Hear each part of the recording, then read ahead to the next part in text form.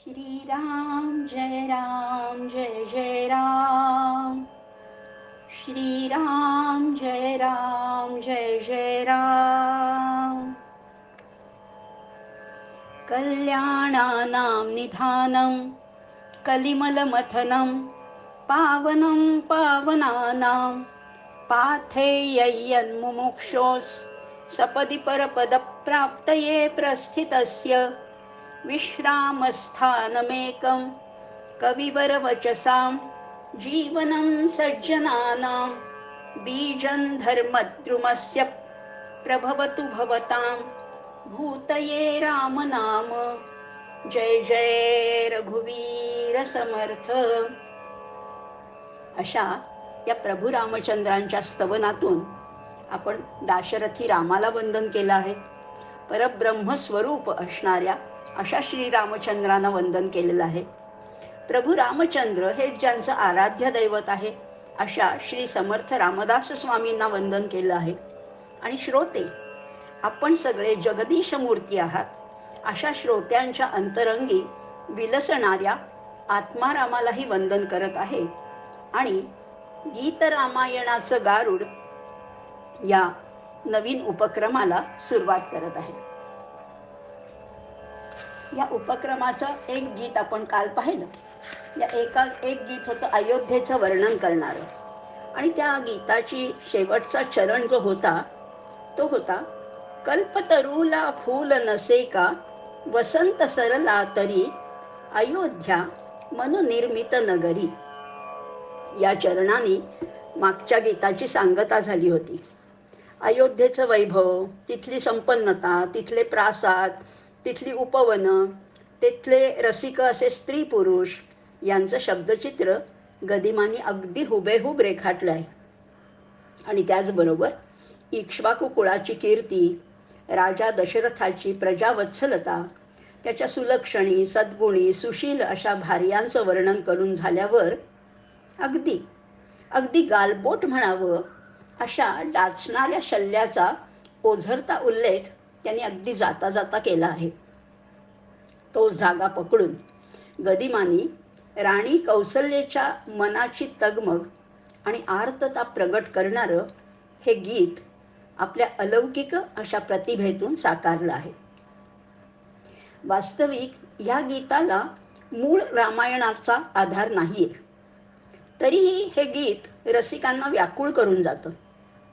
प्रजेवर पुत्राप्रमाणे प्रेम करणाऱ्या प्रेमळ अशा दशरथ राजाच्या घरी पाळणा काही हलत नाहीये हे दुःख सगळ्याच प्रजाजनांना होतंय. तर मग त्याच्या तिन्ही राण्यांना हे दुःख किती त्रास देत असेल. त्यातल्या त्यात थोरली राणी म्हणून कौसल्याच्या वेदना तर किती तीव्र होत्या. आणि त्याच भावना ती या गीतामधून व्यक्त करत आहे. कौसल्या म्हणते, उगा का काळीज माझे उले पाहुनी वेलीवरची फुले. योग्य ठिकाणी योग्य शब्द योजण्याचं औचित्य गदिमांकडे जसं आहे ना, तसं इतरत्र फारच कमी आढळतं. उगीचच नाही त्यांना शब्दप्रभू म्हटलं जातं.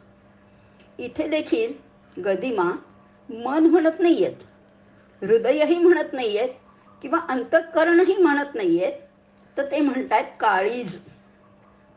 काळीज.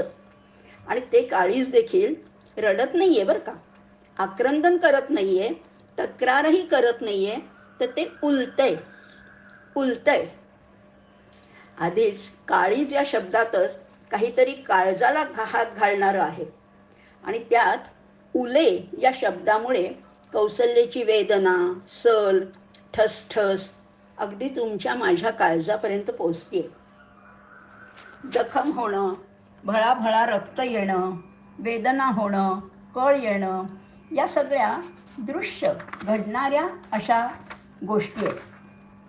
परंतु या सगळ्यापेक्षा उलणं या शब्दामध्ये अगदी खोल अर्थ दडलाय, जे आतल्या आत सोसावं लागतंय. कोणाला सांगताही येत नाहीये आणि सांगून समजणारही नाहीये. असं काहीतरी अंतर्यामी ठुसठुसणारं दुःख या उलण्यातून उलगडतंय. आणि ते काळीज का उलतंय, त्याला कारण काय आहे? त्याला कारण झाली आहेत ही वेलीवरची फुलं. खरं तर वेलीवरची उमलती फुलं ही आनंद देणारी, उत्साह तजेला देणारी असतात. मग इथे या कौसल्याला ही फुलं पाहून दुःख का बरं होतंय? कारण कारण तिची कूस अजून उजवली नाहीये. खरं तर सगळी सुख अगदी हात जोडून समोर उभी आहेत. अगदी राजमंदिर काय किंवा अयोध्या नगरी काय, सत्ता, संपत्ती, सामर्थ्य, सौंदर्य यांनी सगळं अगदी परिपूर्ण आहे. मात्र हे सर्व वैभव पायाशी लोळण घेत असताना सुद्धा या सर्व सुखांपेक्षा वरचढ ठरतंय ते पोटी संतान नसल्याचं दुःख. आणि नेहमीच पुरुषापेक्षा स्त्रीला त्याची बोच सर्वात जास्त असते. आणि तीच व्यथा इथे फुलांकडे पाहून व्यक्त झाली आहे.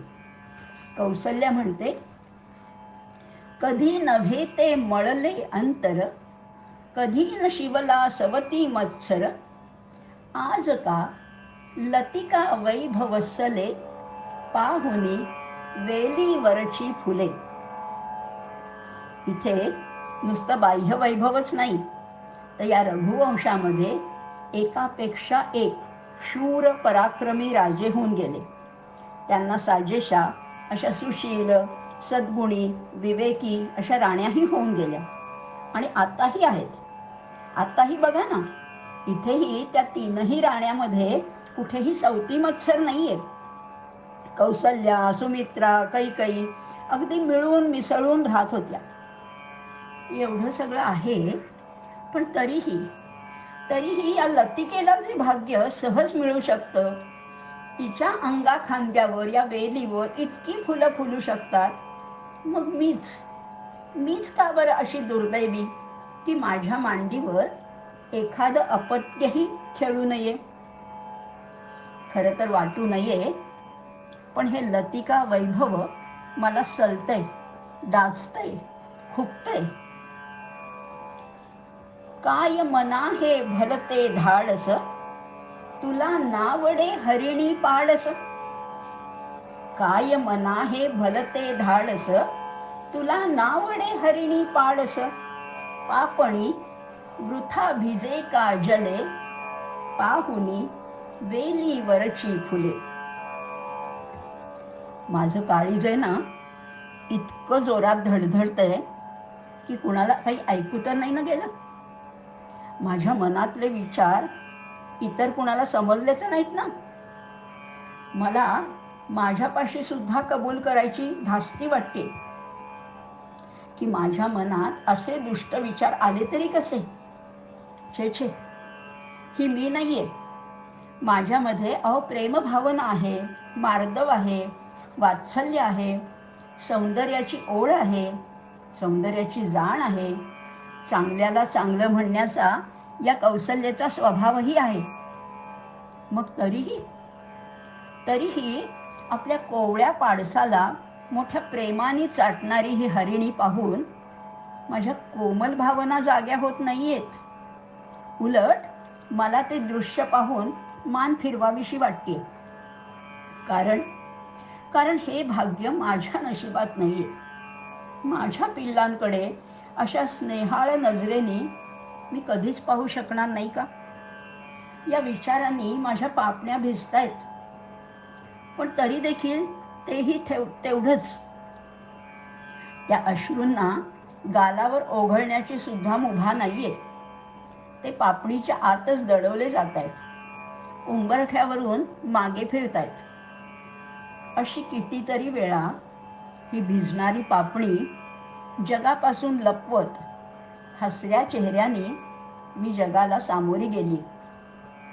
नाही, असं मला वागून चालणारच नाही. अहो, मी राज्ञी आहे, साम्राज्ञी आहे, स्वामिनी आहे. माझं दुःख सर्वांसमोर उघडं करण्याची अनुमती मला नाही, कधीच नाही, केव्हाही नाही. गोवत्सातील पाहुनी भावा, काय वाटतो तुझसी हेवा, गोवत्सातील पाहुनी भावा. काय वाटतो तुझसी हेवा, चिडे का मौन तरी आतले, पाहुनी वेलीवरची फुले. गायीचे डोळे तर स्वभावतःच बोलके असतात, पाणीदार असतात, आणि त्यातून तिचं वासरू जेव्हा तिच्या आसपास वावरत असतं तेव्हा तर केवळ डोळ्यांनीच ती वात्सल्याचा वर्षाव करत असते, त्याला चाटत असते, आणि त्यामुळेच तर तिला पाहणा फुटतो. पण मग मी, माझी पूस अशीच व्यर्थ जाणार का? वासरू लुचताना या गायीला जे सुख मिळतंय ते मला कधीच नाही का मिळणार? असा का बरं दुर्दैवाने माझ्याशी खेळ मांडलाय? मी शब्दांनी बोलून दाखवत नाही, पण म्हणून आत उसळलेला आगडोंब शांत होणार आहे का? आतली खळबळ कुणालाच कधीच समजणार नाही का? वरवर जरी मी मूक दिसत असले तरी आतमध्ये, माझ्या अंतःकरणामध्ये, माझ्या काळजामध्ये जो भावभावनांचा कोलाहल सुरू आहे तो आतल्या आतच मला दाबून टाकायला हवा. या विचारांनी माझ्या अंतर्यामीचं मौन सुद्धा चिडतंय, रागवतंय.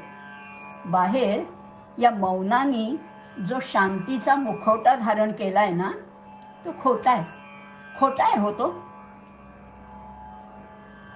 कुणी पक्षिणी पिला भरविते, दृश्य तुला ते व्याकुळ करते. कुणी पक्षिणी तुला भरविते, दृश्य तुला ते व्याकुळ करते. काय हे विपरीत रे जाहले, पाहुनी वेलीवरची फुले. निसर्गाचा हा नियमच आहे. प्रत्येक जीव वंश सातत्यासाठी आपल्यासारखाच दुसरा जीव निर्माण करत असतो. कुत्रा, मांजर, पशु, पक्षी या सगळ्यांना जो अधिकार अगदी सहजगत्या मिळतो, अशा त्या निसर्गदत्त अधिकारापासून मीच का बरं वंचित राहावं? पक्षी आकाशामध्ये स्वैर विहार करत असतात, परंतु आपल्या पिल्लांसाठी दाणापाणी आणतात. हळूच आपल्या चोचीने त्यांच्या चोचीमध्ये दाणे भरवतात, कारण अजून पिल्लांमध्ये उडण्याचं सामर्थ्य आलेलं नसतं.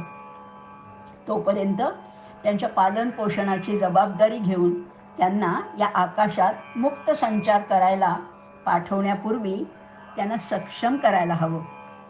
या विश्वाच्या पसाऱ्यामध्ये चिमणीची, मैनेची, पोपटाची जात टिकून राहायला हवी.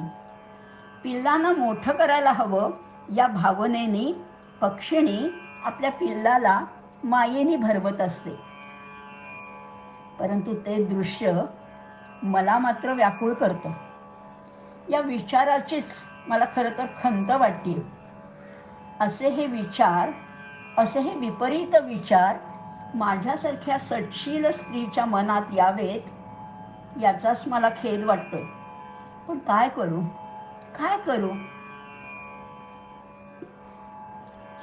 स्वतःशी कशास चोरी, वात्सल्याविण अपूर्ण नारी. स्वतःशी कशास चोरी, वात्सल्याविण अपूर्ण नारी. कळले सार्थक जन्मातले, पाहुनी वेलीवरची फुले. पाहुनी वेलीवरची फुले. आता मीच माझ्याशी खोटं कशाला बोलू? कितीतरी वेळा मला असं वाटतं की हे माझे विचार नाहीतच, कुणीतरी द्वेष मत्सरांनी ग्रासलेल्या दुष्ट स्त्रीचे हे विचार आहेत. हो, खरंच आहे. अहो, एरवी मी सुद्धा अगदी प्रेमळ, सदाचरणी, सुशील अशीच पत्नी आहे, अशी स्त्री आहे. पण कधी कधी मात्र हा दुष्टावा माझ्या मनातल्या सुष्टाव्यावर मात करतो. हे कटू सत्य मला अजूनही पचवता येत नाहीये. कारण आई झाल्याखेरीज स्त्री जन्माची पूर्तता नाहीच. कितीही त्रास असला, प्रसव वेदना सहन कराव्या लागल्या, तरी स्त्रीच्या आयुष्यातील सर्वोच्च आनंदाचा क्षण म्हणजे मातृत्व. आणि तेच तर जन्माचं सार्थक आहे. आपल्यासारखंच दिसणारं, आपलं प्रतिरूप असणारं मूल जन्माला घालून स्त्री कृतकृत्य होत असते. अगदी पूर्णतः नसलं तरी नाक असेल, डोळे असेल, रंग असेल, यातून तिला आपलीच प्रतिकृती भेटत असते. निदान त्याची एखादी लकब तरी त्याच्या आईसारखी नक्कीच असते. हे न्याहाळत असताना ती स्त्री पुन्हा त्या वयात शिरते. हे भाग्य सगळ्यांना अगदी सहज लाभतं. मग मीच एकटी अशी अभागी का? मूर्त जन्म ते पाषाणातून, कौसल्या का हीन शिळेहून, बिचारे मस्तक या व्यापिले, पाहुनी वेलीवरची फुले. अहो, सजीव तरी आपल्यासारखा दुसरा जीव निर्माण करतात, हे पटण्यासारखं तरी आहे. पण अगदी निर्जीव अशा पाषाणाला देखील निर्मितीचा अधिकार आहे. अशा अचेतन पाषाणातून सुद्धा शिल्पकार मूर्ती घडवतातच की. तेव्हा त्या पाषाणाला देखील किती कृतकृत्य वाटत असेल, नाही का? मग मी एवढी त्या पाषाणाहूनही अभागी, हीन आणि दुर्दैवी अशी आहे का? या सृष्टीमध्ये सगळीकडे हा नवनिर्मितीचा सोहळा सुरू आहे.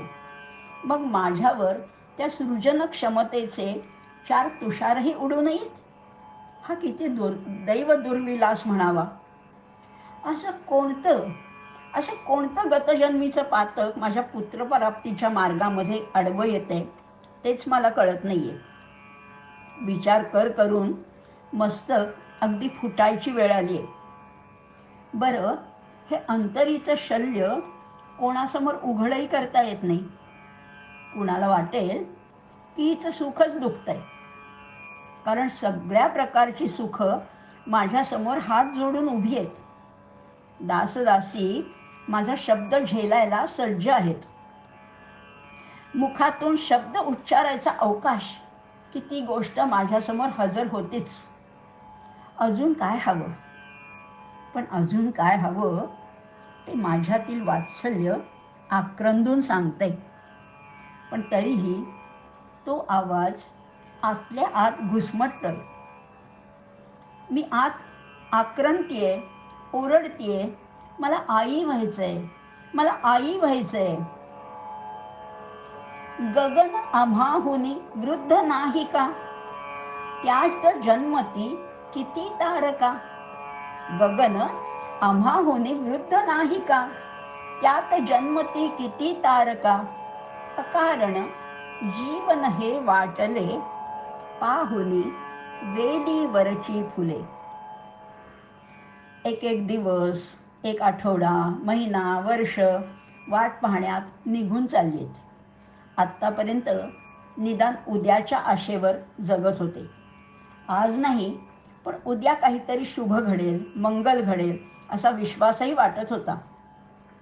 पण आता तीही आशा मावळत चालली. तारुण्य असंच सरणार का काय, अशी दुष्ट भीती मनातमध्ये दाटून येते.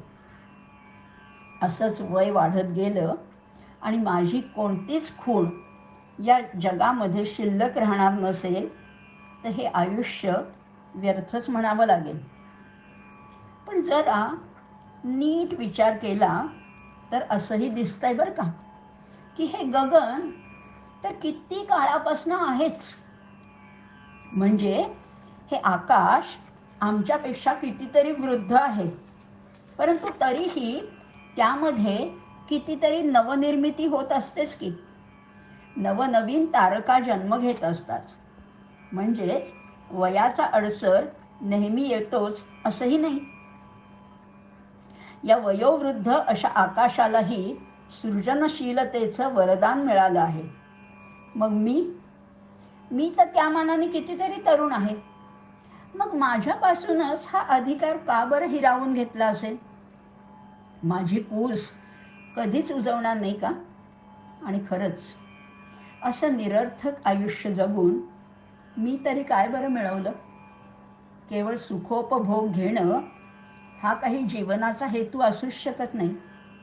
आपल्या बाळाला वाढवणं, त्याच्या बाळलीला पाहणं, त्याच्यासाठी खस्ता खाण्यातच स्त्री जन्माची कृतार्थता आहे. पण माझ्याच वाट्याला हे वैभव नाही का? का का बरं? या गीतातून गदिमांनी एका हळव्या भावनेला हात घातलाय. यामध्ये एक प्रकारची अगतिकता दिसून येते, निरुपाय दिसून येतो. करुण रसाची संपूर्ण किनार या गीताला आहे. ललिता फडके यांनी गायलेलं हे मिश्र काफी रागातलं गीत फारच परिणामकारक आहे. पण तरीही ते फारसं लोकप्रिय झालं नाही आणि म्हणूनच हे अनवट गीत आपल्या या गीत रामायणाचं गारुड या उपक्रमासाठी मी निवडलं आहे.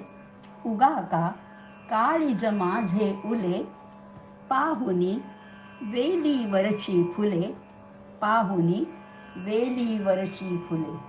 श्रीराम.